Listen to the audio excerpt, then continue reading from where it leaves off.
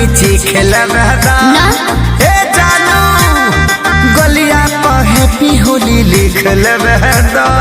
पाना पर लिखल गाल पे ना लिखल जाला।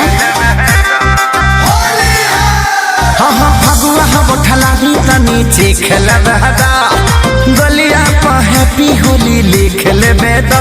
नहीं मिली बीपी हो जाई लो पुआ खो चुम्मा मिली ना रे जो। पुआ खो चुम्मा मिली ना रे जो। और कुछ ना करे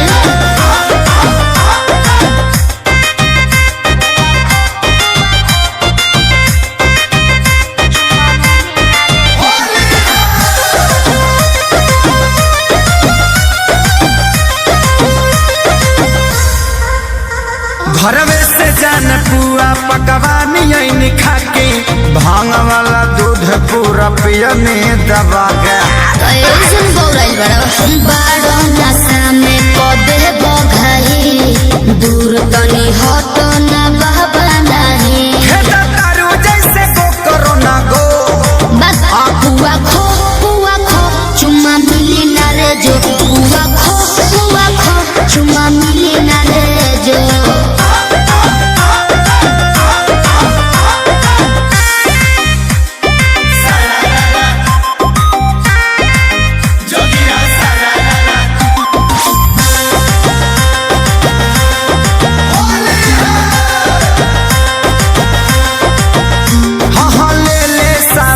समय आजाद होलिया में मौले गुलाल प्यार लाल चोलिया में।